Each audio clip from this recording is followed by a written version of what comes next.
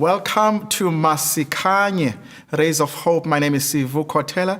I am your host, and right now we are about to continue with our theme of hope in youth, where we've been concentrating on our young people. And of course, we cannot speak about youth, youthfulness, and being young without touching on social media. In our discussions today, we are looking into making hope go viral.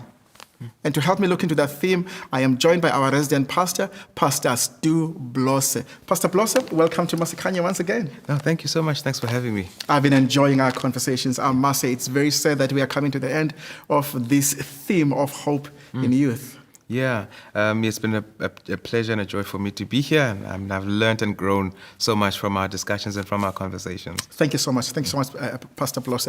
And the truth is, as I've mentioned in my introduction, social media is an integral part of being young in today's world. And so we cannot conclude our discussions about young people and not speak about social media. And having said that, sometimes we think that we only influence social media, but it also influences us as well. And so today I want you to help us to extrapolate some biblical lessons that empower and help us to deal with the influence that we exert on social media and also the one that it exerts on us. Your initial thoughts? Beautiful. So I'm going to start with how social media impacts us. Sure. And how social media influences us at various levels. Sure. I mean, mainly psychologically or mentally, and also emotionally. Psychologically, mentally, we're talking about bullying.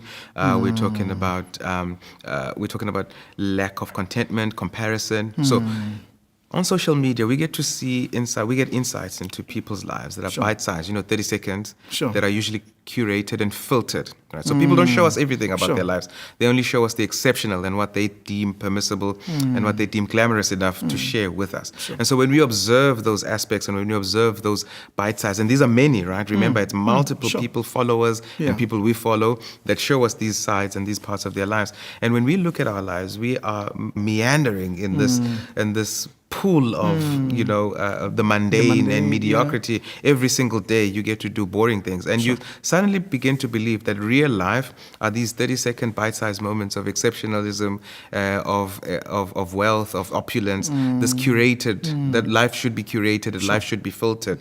And so you lose appreciation for your own life. You lose appreciation for your own growth and for your own contribution to where you are. And it breeds this attitude and this spirit of comparison and competition. Young people like to say, stay in your lane and slay in your lane. What social media does is that it makes us run in our lanes while our heads are turned towards other people's lanes. And these are not real reflections of what's going on in people's lives. Right? So that's the impact that it has on us at a mental and psychological level. Of course, there's this bullying aspect where you fight with people, strangers that we have no faces, and you end up, it impacts on you in real time and in your real life, even though it occurs in a virtual space. There's this idea and issue of engaging with people virtually, and you're not present where you are. Right? And so you could be sitting on your phone talking to someone in America or talking to someone in India, and you're not present where you are, where you really are. You've seen this in restaurants where people are eating and they look sad and miserable, and then they smile when they take pictures of what they're doing. They smile, they laugh to fake this happiness and this joy, and then they post these on social media to give an impression that their lives are full of joy, but really we're a sad generation with happy pictures, someone said. So that's what social media has done and how it's impacted us. It's led us to live these curated and these filtered lives, to aspire for these exceptional moments, even though most of life occurs in the mundane, at an emotional level. It takes away and steals our contentment. We're gonna have to break those down. But I love the point that you made. How social media and the internet, I guess, but social media specifically allows us to be everywhere. But it also can rob us from being where we should be. Everywhere, but where we are. And but let's look into contentment. How does then the Bible help us to deal with the almost inevitable and natural inclination to compare Yeah. And inevitably and naturally, then you become not content with where you are. Does the Bible give us any strategies in dealing with that? Yes. Funny enough, it's one of the old strategies in the Bible. Sure. I know people, assume that I'm going to go for Paul's text on in all things I've learned to be content. But actually, I'm going to run to the Ten Commandments, right? Where God talks about and sends these commandments to a group of slaves who have just left Egypt, who have nothing. They've got no land, no houses, nothing fancy. And he says to them, don't covet. If ever there was a time where you covet most, is when you have absolutely nothing and you have everything to covet. Sure. And Jesus says, and God says to them, thou shalt not covet. I mean, how do you tell a group of slaves not to covet, right? Because they have nothing. Sure. But then you realize that the purpose of this commandment is not to stop them from looking at other people's possessions, but then to get them to look at their position, to look at where they are. So the idea of not coveting is the beginning and is the foundation of building contentment, right? There can be no contentment unless there's an eradication of the attitude and inclination to covet. So stop coveting, stop looking at what other people have, so that you can at least focus on what you have and what you have going in your own life. And so for me, from the Ten Commandments, right, we're already given this idea of how to deal with this pressure to conform to a culture of consumerism and excessive possession by not coveting what other people have, so that you can at least focus on what God has already done and is doing in your life. I think we miss a lot of what's happening because we focus on what other people are doing and what's happening on social media, like you said, and like I said earlier on, that we miss on what God is currently doing in our lives. And that's the trade-off, right? That you spend so much time in this virtual world, you miss on what's happening in the real world and in your own life. You spend so much time focusing on what you think God might be doing in other people's lives that you miss what God is actually doing in your own life. So don't covet what the Egyptians have. Don't covet what the Canaanites may have. Enjoy the journey through the wilderness. And if you don't stop coveting what other people currently possess, you might miss the fact that your clothes are not getting old on your back. You might miss the fact that your shoes are not getting worn out on your shoes. See, just because it doesn't look like what other people have doesn't mean it's not happening in your life. I love that. So success and what is good may come in different shapes. Yeah. I love that, Pastor Blose. Now, I mean, you've also touched on the issue of time. And, too much time that can easily be spent on social media and stewardship of time. And perhaps you want to comment on that? Yes, and this is the contradiction with social media, that you spend so much time, admiring what other people are doing and what's happening in their lives, that you begin to wish it. But your time is spent wishing and admiring that you don't have time to work on it in your own life. It's the greatest mystery and contradiction of our time, right? So we spend time coveting what other people have, that you don't even have time to at least... It's a vicious cycle. Yeah, it's an extremely vicious cycle. It's a negative feedback loop, right? So you look at what other people have, you then covet it, but then you look at your life and you don't have it. So then to escape your life, you keep looking at what other people have, that you never get to work on what you don't have, right? And you never get to see what tools that are at your disposal to work on yourself. And yes, indeed, we lose a lot of time to social media. Quality time with family members, quality time with loved ones, quality time with the Word of God. I know a lot of people would like to say, but there's some spiritual content on social media as well, and stuff, but you can't run and you can't live and you can't grow spiritually based on bite-sized 30-second video clips. Those are supposed to whet your appetite for more. So we do lose a lot of time on social media observing what other people have and what other people are doing, that you don't end up working on your own. And so you end up having to lie in order to fit in. Yes, because I wanted us to look into, remember we've just now, I'm sorry for interjecting, we've just looked into how it influences us. It influences us. But now I want us to look into what we bring because of its influence. What do we bring on social media, and how does the Bible help us with that? You were speaking about lying. Right, yeah. So I'll move from that. That you end up having to lie, right? So that you also show others that there's something exceptional and special that's happening in your own life. I saw someone with a toilet seat, that covers the seat, the toilet rather, and he had it on the side, and he was taking a a picture, right? And of course, he curated it and edited it, and it looked like he was sitting next to a plane window. A window of an aeroplane, right?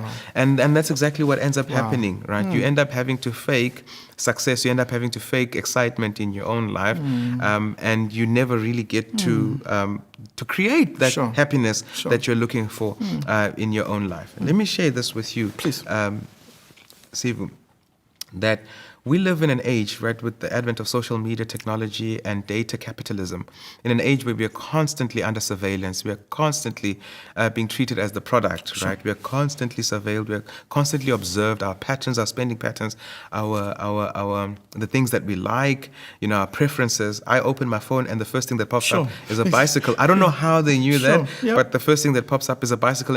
So for now, I see these new bicycles all the time, and I've got a pretty nice bike, but I end up losing my appreciation for the bike that I have. And so our lives are constantly in the public eye, right? At least the parts that we share. And we are always surveilled. And we have lost all sense of privacy. The only private space we have is our thoughts. It's our minds. Power right there. That is the only private space we have. It's the only place where we could actually engage and commune and talk to God without being surveilled, without being observed, right? And so it becomes important more than ever to protect that private space, to ensure that that private space is not invaded by external forces. And I want to read this verse for you. Just maybe, first of all, Romans chapter 12, verse 1, I beseech you, therefore, brethren, by the mercies of God, that you present your bodies a living sacrifice, holy and acceptable to God, which is your reasonable service. And he says, do not be conformed to this world, but be transformed by the renewing of your mind, that you may prove what is that good and acceptable and perfect will of God. And there's no renewal, there's no transformation, there's no metamorphe of the mind if you keep exposing your mind to the same things that prevent you from growing. So how do you grow when you're constantly consuming something that stops you from growing? So there's a need to sort of protect that avenue, to protect our minds, so that when we have grown, and we then share this growth on social media, and we sort of invade the space. And it's beautiful to observe during lockdown, to see Christian thinkers, Christian influencers, preachers,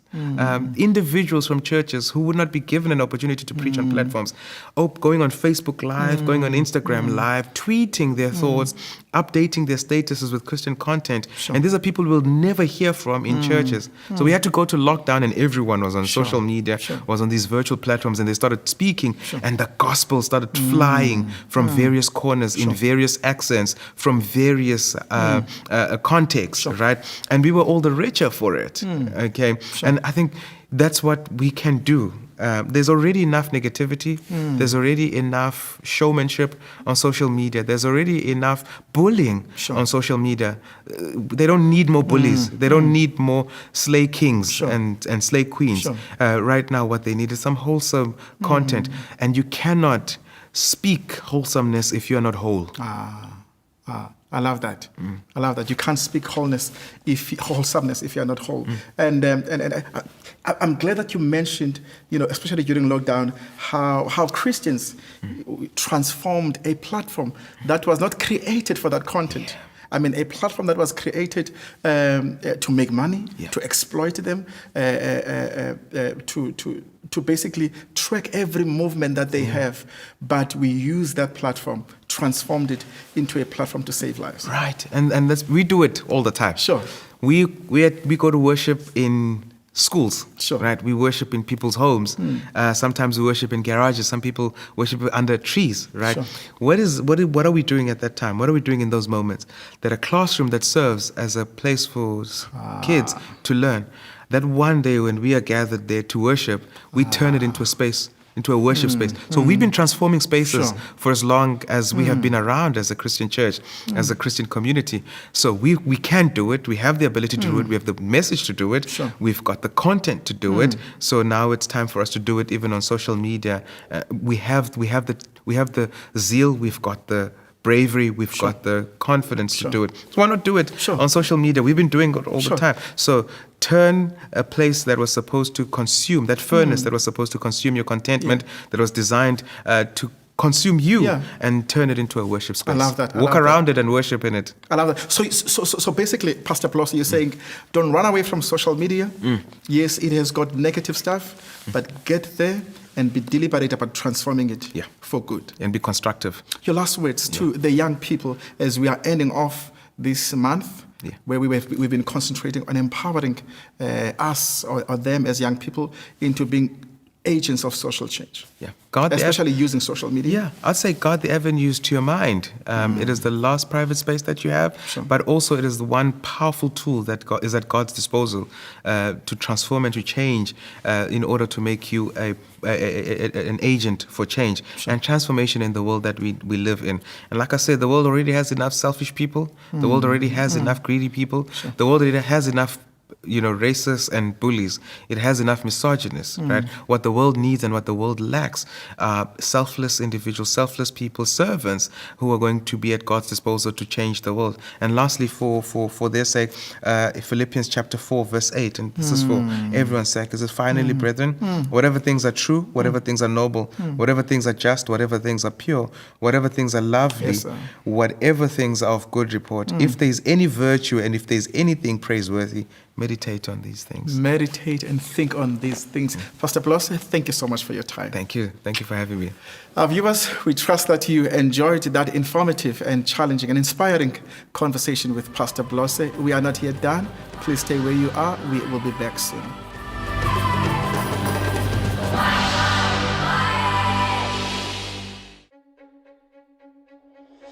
A blessed family life is not a given. Happy and strong families are built through guidance and help. The Cape Conference Virtual Pastor is here. Chat with a pastor that has experience in lifestyle, relationships, trauma, and loss counseling. Chat with the Cape Conference Virtual Pastor on weekdays 3 to 8 p.m.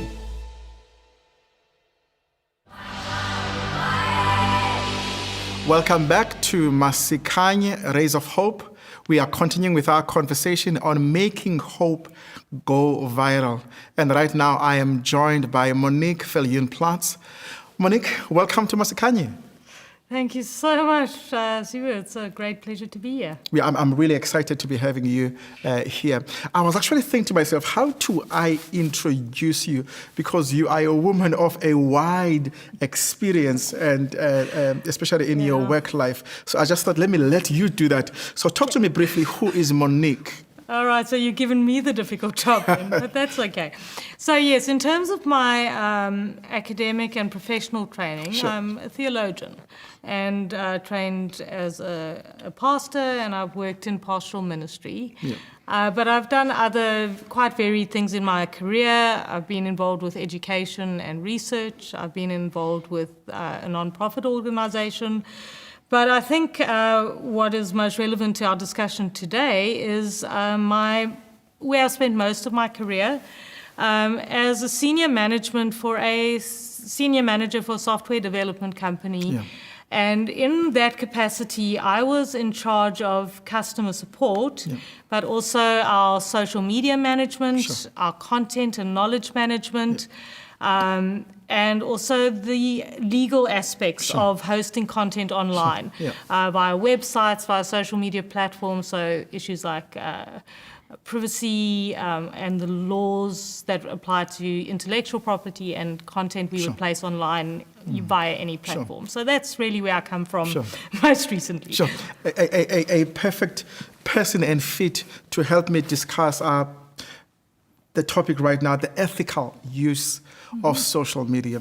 Now, many people that use social media are not aware that there are legal implications in what they say, in what they write on social media. Talk to me and how people can protect themselves and others with regards to what they put or what is happening on social media. Right. So you used two important words there. You spoke about ethical use, but then also legal implications and legal use. So these things are quite related. But if we were to maybe use an idiom to describe it, When we talk about legal, we talk about the letter of the law. Sure. Ethical deals more with the spirit of the law. Sure. And we'll definitely get to the ethical use of social media. Sure. But it is important to begin by discussing the fact that there are legal implications. Yeah. And, you know, we all end users of social media. That means we're just innocently going about, and we're on Facebook, or we're on Insta, or we're on TikTok, or wherever we are, Sure. Twitter. And we have no necessarily good intentions. We're not trained, but there are things we should know can get us in trouble legally. So let's get that out of the way. Sure. And it's really around certain behaviors online. Okay. And it's quite similar to what you would consider criminal behavior in the real world, except now it's in the virtual world, right? Sure. So let me just list a few. A very important one to me personally, and I think to anyone on social media, is what we would call hate speech. So if you were to go and you would say something quite negative about somebody, but it's not just that you dislike them or you threaten them or you criticize them based on race or gender or whatever it is, but if you actually make a threat of violence and you're specific about it, like, I'm going to come to your house at this time and do this to you, you have now committed a crime that could involve police, but you've done it on Facebook or you've done it on a website or you've done it on Twitter. Whoever hosts that content now can be subpoenaed and has to give all your personal information, and they can come and prosecute you for the crime of hate speech. Then another one which we have to be aware of would be related to how we share sexual content online. So yes, we understand there's pornography and all of those things, and you might have ethical or moral issues with it. But there's a specific category that involves minors, which we would refer to as child pornography. And it varies a little bit country by country, but if the person involved in an image or in text is below the age of consent. So we know what that is. It could be 16, it could be 18, whatever it is. It's now a minor. And should you, as a user of social media, if you have an image or anything explicit and it involves a minor, whether they shared it with you willingly, whether you just passed it on. If you even have it saved on your device, you are now in possession of child pornography, and if you share it, you are distributing child pornography, which is a crime. Okay, so you don't want to do that. Definitely not. But our teachers, our pastors, our doctors, and our hosting providers who host our content need to know something else about this, and that is the idea of being a mandated reporter, which means if you see it, you must report it. If you don't, you're breaking the law. So if someone sees it and you're involved, it will be reported and it can be prosecuted. So those are very important ones. And then there's some less serious ones involving defamation of character. And we have, you don't gossip about someone and do damage through that. So those are, things we really want to stay away from in our use of social media. Thanks, Monique. I mean, you've touched very, important things. But talk to me now as somebody who is at the receiving end of some of the things that you've mentioned here. What options, what course of actions do you have as somebody who has been victimized or bullied on social media? Do you have any recourse? Yes, you do. So let's take being bullied. I think it's very topical. We're dealing with a lot of grief in South Africa at the moment over an incident of cyberbullying that resulted in loss of life by a beautiful young girl. It actually started as real world bullying in the school and then was shared online. So you can be victimized in many ways, but let's say it's cyberbullying. So and you the victim, so what is your recourse? First of all, let me give some advice. The first thing you need to do, which is the most difficult thing to do, is to disengage online. So what we want to do when someone hurts us and says something hurtful about us, most of us want to respond in some way. We want to hit back, we want to defend ourselves. It's a natural human instinct. But it does become a case with bullies, and they're very skilled at it, anything you say can and will be used against you. So the first thing you do is you disengage, you go quiet. You don't comment, you don't like, you don't share, and you think. And then you need to get advice and support. There are laws that protect you. We have laws against harassment and cyberbullying. But you need to speak to whoever you trust, a parent, a teacher, a doctor, a psychologist. You make that choice who you speak to, and then in terms of your recourse, you find out who hosts that content. And they have terms of service. So for example, if it's on a website, so this is what I know about, we hosted websites. If you go and read the fine print that we all agreed to when we sign up that we don't want to read, there's a whole paragraph in there about cyberbullying. So all you have to do is say, oh, this website is hosted by this company. There's the terms of service. Send them an email. They will take the website offline. And then if you report it to the police, they will also give you all that user case, if it's criminal, if it's civil, whatever it might be. So, but the mistake you make is when you engage back online. You go, you get your support, your experts, you get the law on your side, and you get the person hosting the content to remove it for you and preserve it so you can use it if you need it. I love that. No, thanks, Monique, for that. And the truth is, just like in real life, sometimes we say things that we want to take back, and we apologize, and we can. But the beautiful thing with saying it in person with your mouth is that you can quickly say it. But sometimes you write something on social media, and then with a bit of reflection, like, I should not have written that. What recourse do you have if you've done something like that? Okay, so you used a very important word, apologize. And yes, we know how to give an apology often in person. It's similar online.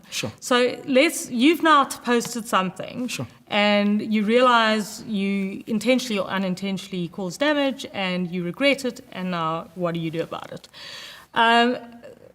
What you should be aware of is that deleting it doesn't really help. Because once you've posted it, it's there forever. It's been screenshotted, it's been shared. It's still in the cloud somewhere. So the best, you might ultimately delete it, but you need to have the skills of the art of an online apology. So there's ways that apologies work and they don't. So I'll give you an example, and it's the same in person. If I did something and you're very upset, and I say, Sivu, I'm sorry that you got upset about what I said. That's not an apology. An apology is, Sivu, I'm so sorry about what I said and how upsetting it was to you. So you take responsibility. And you do that online. The one thing you're kind of missing online is our nonverbal communication. So body language, tone of voice, all of that. But we have something to help us. Emojis. Emojis are there to help. Choose the right words with the right emojis so that and the right punctuation so people understand. If you're sad, you use the right emoji. If you're happy, and you know the young people are really good at the emoji game. But an unreserved apology. So first of all, what an apology does is it clears the air and it helps you to reclaim the narrative. So now you can make it right. And if you offended someone publicly, you apologize publicly. If you did it on WhatsApp, you do it privately. So you don't have to make public apologies about things that were private, but if it was public, the apology must also be public. And then you can decide should it be deleted at a later stage. But the first thing is an apology. Now, and I have to tap on you because you also are a pastor. And I've got not only that pastoral heart, but pastoral training and experience as well. Social media, you have said it so well, is a powerful tool. How can we use it to build ourselves and build others as well? Yes, so we've sort of touched on all the ways social media can be used to break down and hurt and do damage, but it's also incredibly powerful to build others up. And it can be used to educate, it can be used to support. So it depends how you use it and which platform you're on. And Twitter would be different. It's microblogging, it's short form. Facebook allows longer posts. Instagram is much more visual. But in whatever platform you choose, look for ways not only to be an influencer yourself and flatter yourself and raise your own profile, but look at the other voices in your social media community and how can you amplify those voices? I love that. How can you take a perspective that is maybe being pushed aside and say, hey, I'd like to hear what so-and-so said, tag them. Say, hey, tag you, I'd like to hear what you say about this, instead of you always being the one to post or put the selfies or look at me. Amplify other people's voices. Other voices and build up that Monique. way. Yeah, I love that. Now, like I said, and I've got to tap on this and really drawing from your pastoral reserves and reservoir, as it were. Now, is there any biblical, reference that we could look into that should also guide how we engage? I know we spoke about this earlier on with Pastor Blose, but I have another pastor today, so I might as well mention it. Thank you. And so, is there any, biblical reference that you would want us to look into? There is. Thank you so much, Pastor.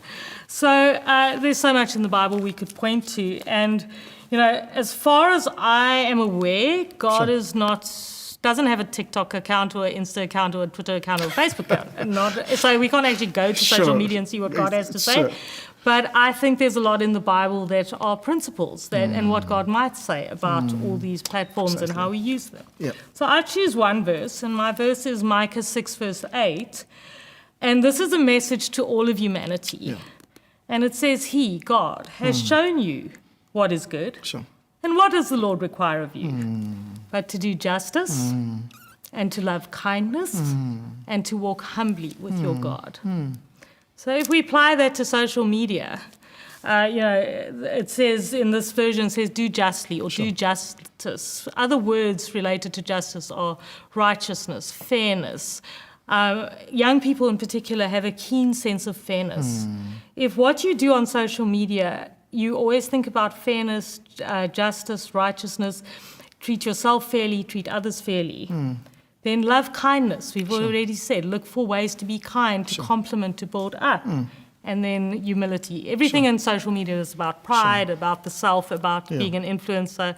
But if you can demonstrate humility, then those three principles you'll never go wrong on social media. Lastly, Pastor Platts, Viljoen-Platts, our theme and the title of this platform is The Rays of Hope. And when you spend a lot of time observing what is happening on the social media platforms.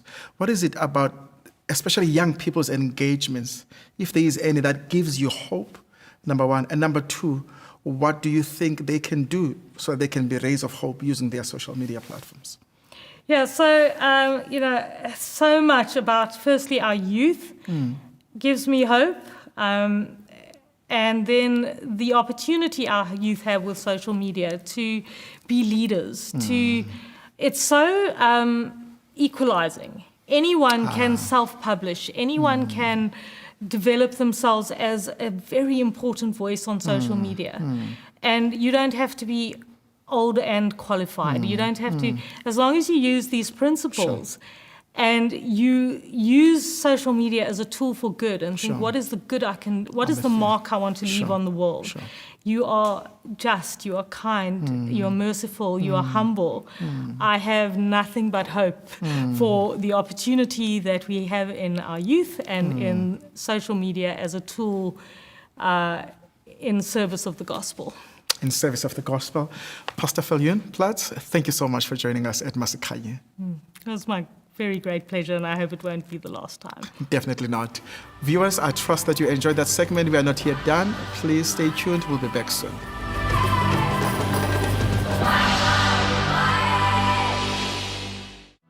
Putting God first can be difficult. What can we learn from Paul that will help us put God first in our lives today? Believing that he was putting God first, Paul persecuted the followers of Jesus. Though honest and sincere, he could not see how wrong he was. By the way, sincerity and honesty alone are not an assurance that we are true followers of Jesus. It was only when he fell to the ground and was blinded by the light of Jesus that he truly began to see. For Paul, putting God first then meant humbly questioning his beliefs and going back to Scripture. After 3 years in Arabia, Paul returned with a renewed conviction that God had not given up on the world. Jesus was the Savior who wanted to reach every human being. Putting God first for Paul now meant to give himself first as an offering to God, traveling from city to city and village to village to tell others about Jesus. Nothing would stop him, not even those trying to kill him. One day, Paul and his friend Silas had their clothes ripped off in the middle of the city square. They were beaten and put in prison, with their feet clamped in the stocks. Still bleeding and bruised, Paul and Silas did the unthinkable. They worshiped Jesus. If you are at your lowest point right now, and everything seems to have gone wrong, there is no better time to worship than today. As Paul and Silas sang, God sent an earthquake. Assuming the prisoners had escaped, the officer in charge picked up a sword to kill himself. Paul and Silas remembered the beatings, torture, and humiliation that the officer had put them through. For Paul and Silas to have revenge, all they needed to do was wait for the officer's body to hit the ground. But in that split second, they decided to put God first, forgiving the officer and shouting for him to stop. That officer and his family met Jesus. By the end of that night, they were also worshiping the King of Kings. Powerful things can happen in the life of others when we decide to put God first. Paul and Silas put God first. Their example compels us to do the same. As we return our tithe and give our promise, we are challenged to put God first.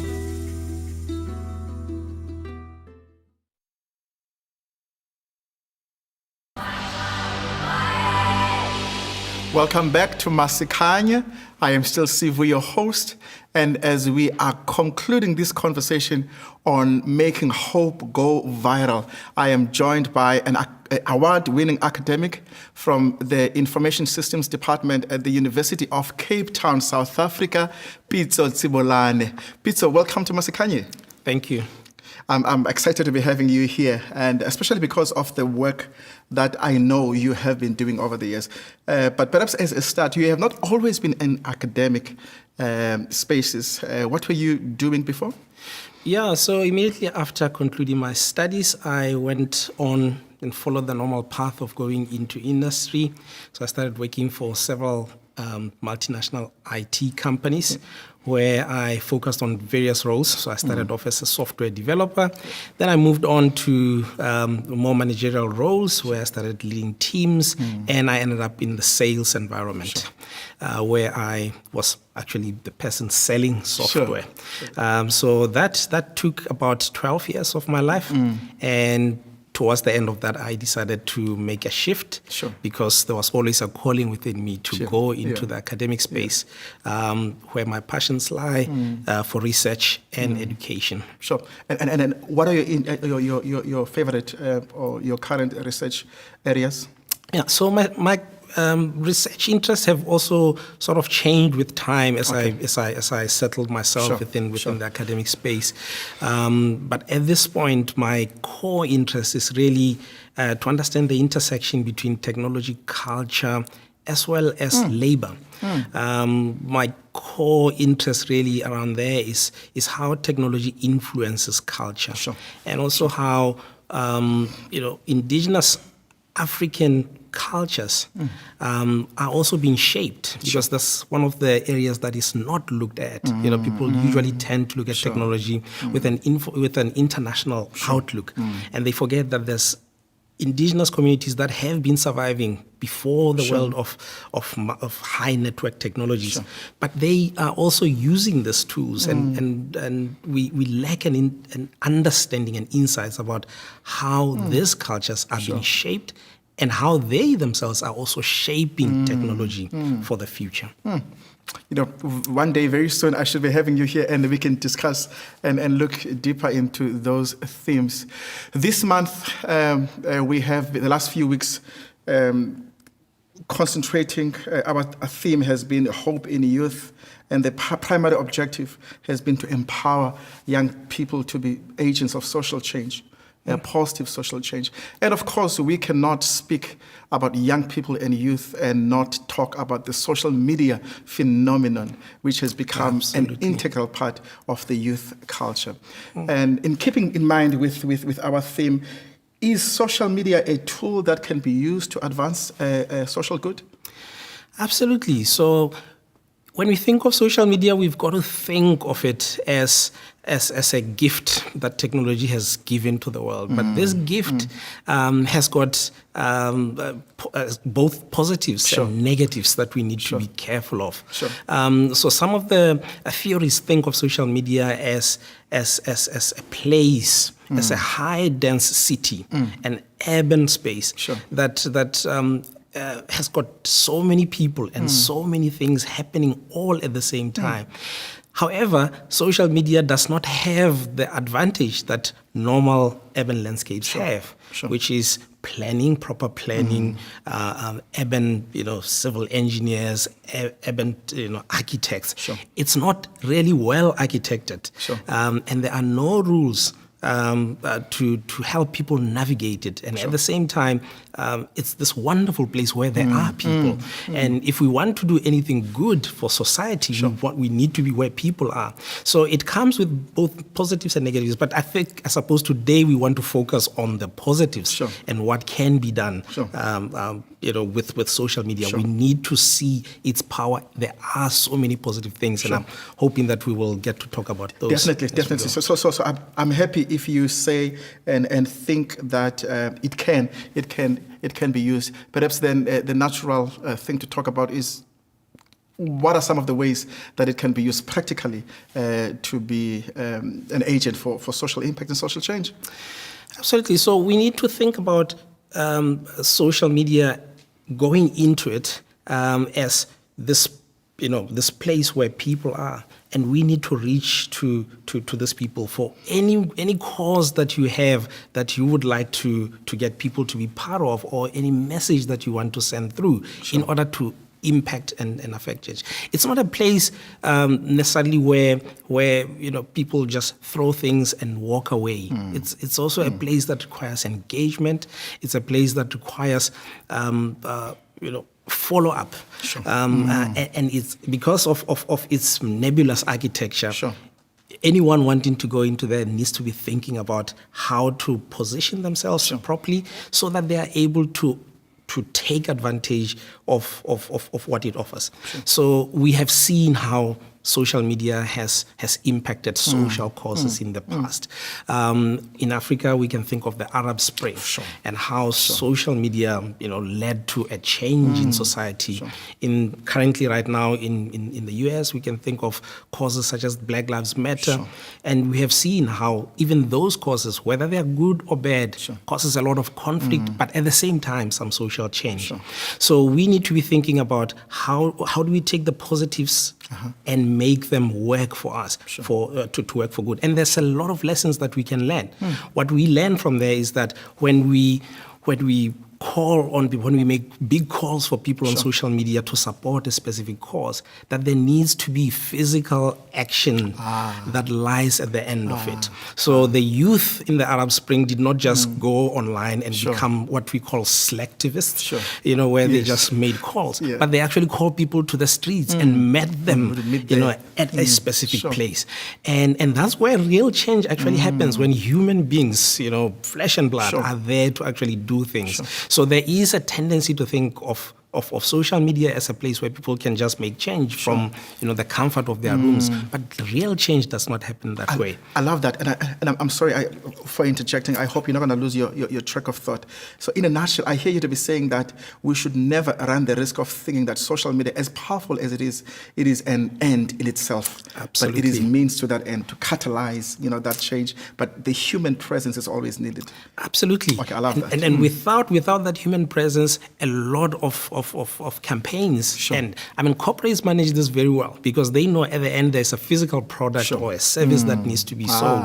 So as they promote it, they don't just promote it, they actually back it up with something that's tangible that has to happen. So the goal, of social change needs to be met. There needs to be people on the side. So no one person can start a campaign and let it run and be successful. There's always a team that you need to be working with.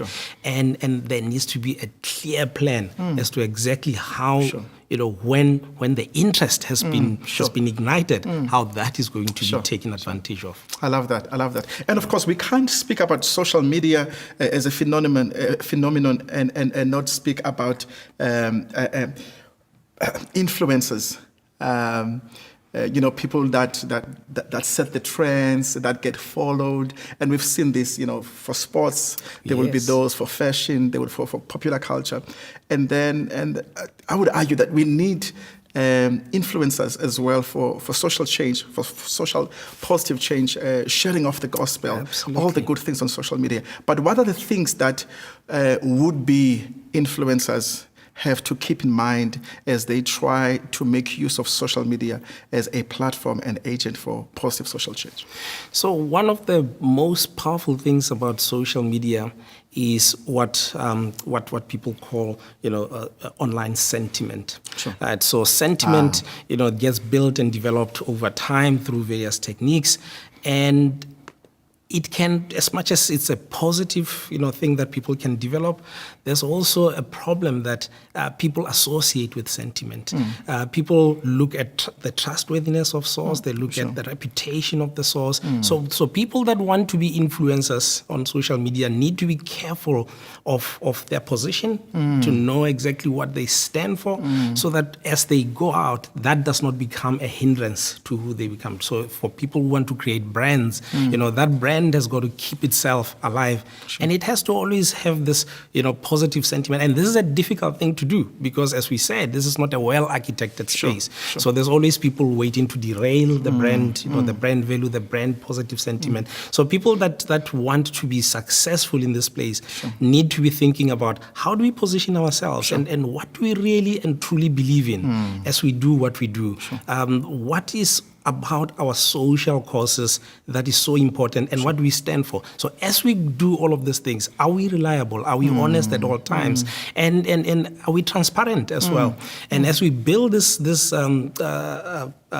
campaigns and, are we consistent as well? Because what happens is people then look at brands that do this, and the day they misstep, and they do not become consistent with their overall messaging, that can be the undoing of the entire message. We have seen this even with the big, the popular social media successes. Black Lives Matter. There's so many negativity that gets generated on the side by people that are opposed to it. Sometimes even missteps by the people within the movement itself, and they eat away on the value of the brand and its consistency. So people that want to be influencers in this space need to be thinking about all of those things. What do we stand for? And are we consistent? Are we truthful at all times? And are we honest? And are we showing the true side? And are we also being true to the cause that we are out there? Are we also collaborating with others? Because that's the other thing. Partnerships online are very important when people want to sell an idea and they want to do it alone, and they are not seen to be supporting and collaborating with other causes, they get isolated. And also you now also need to now be thinking about who do we partner with, and how do our partnerships help or hinder the growth of our own brand. So it's very important. So anyone who wants to take the course of being an influencer in the social media space needs to be considering a multiplicity of all of those things. There's powerful things that social media affords you. It gives to you. It gives you the power to go viral. It gives you the power to be visible. And it's a great equalizer. It gives anyone from anywhere an equal voice. You can go out there and publish your views, and the whole world is watching. So those things are very powerful, but they also come with a big responsibility. Remember, it's a very unforgiving space at the same time. So when you misstep and you eat away on your brand, you need to be accountable and you need to come back. There will be mistakes. You can never be perfect, but you need to be careful that all of these things might work against you, but use them, to your advantage. Sure. Thanks, Pitso. I absolutely love how while emphasizing and amplifying the power of social media as a platform and to amplify one's voice, but you are saying that who you are, your character, actually can enhance and speaks. Is it Emerson who says, who you are is so loud that I can hear what you say? What you say. Thank you so much. And then the last one that I would like to ask, because there are people that say, this social media is for others only. Why is it important that, living in this day and age, that we are all social media savvy? It is so important for anyone who wants to effect change to be where the change can be actually effected. Sure. But also at the same time, as social psychologists always remind us that spaces also shape people. Sure. How things are constructed ultimately determine how people behave and how people can be influenced. Sure. So it's very important for anyone who wants to do any good to think about where the good can be effected, how it can be effected, understand the place that you want to effect change, and understand those rules, understand the different types of social medias that are there. Yeah. Understand this Facebook.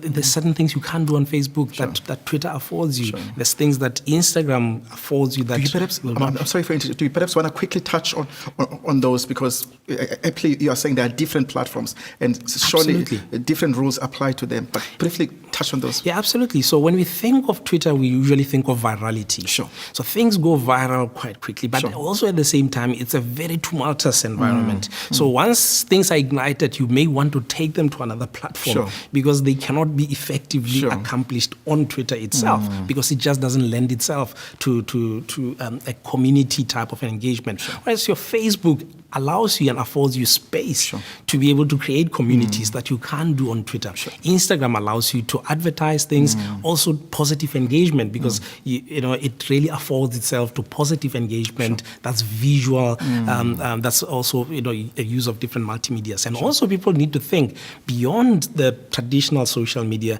There's also online synchronous environments such as your chat platforms, your Zoom, MS Teams and all of this, where you can also start having a lot more closer interaction. WhatsApp, for instance, where you can start having one-on-one interaction with people. You need to be thinking, as I position my brand, how do I take advantage of all of this and create communities? Where do I go viral? And where is a point where I need to be thinking about, building, something and actually talking to people and engaging them so that there can be real action in the end. Real action, so that there can be real action. Pitso, that is a perfect place to end it. Once again, thank you so much for taking the time to join us at Masikhanye. Thank you very much. Viewers, I trust that you enjoyed that inspiring and informative session with Pitso and the entire episode. And if you have any questions or comments, please send them at the email address that you see at the bottom of the screen, masikhanye@cc.adventist.org. Or if you have a message, you can send it on the number that is appearing on the screen. Remember, the word of the Lord says that as you receive the light, do not keep it to yourself, do not hide it, but go out there and share it and make this world a better place. Until next time, Masikhanye.